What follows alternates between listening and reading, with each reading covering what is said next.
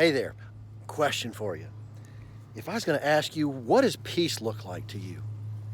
What would you say? Well, if you're like most people, I think you would tell me about how it means that everything is taken care of, all is right with the world, and every situation in your life is just at a calm and everything is good. A lot like this water behind me, smooth as glass, not even a ripple.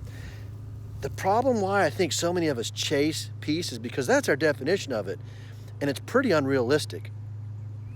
And so what I'd like to try and do is give us a better sense of what peace actually really is.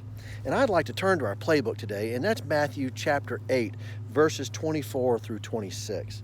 And what happened in this particular passages is the disciples and Jesus had gotten into a boat to cross the sea.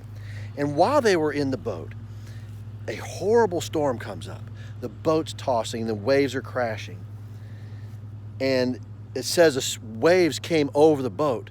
The disciples were scared and afraid. You know what Jesus was doing?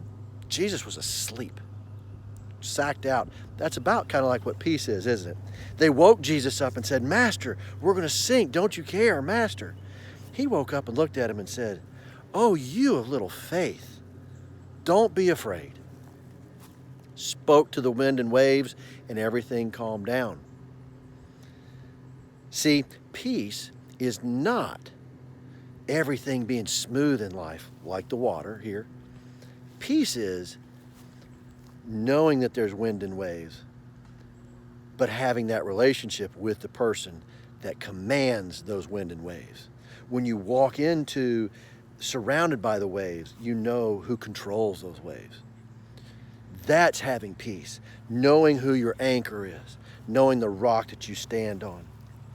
As Jesus said, in this life you will have trouble, but take heart because I have overcome the world. So that's what peace is, people. Don't try and chase this perfect life of just smooth as glass, because it's not going to happen. That in itself creates turmoil, chasing an unattainable goal.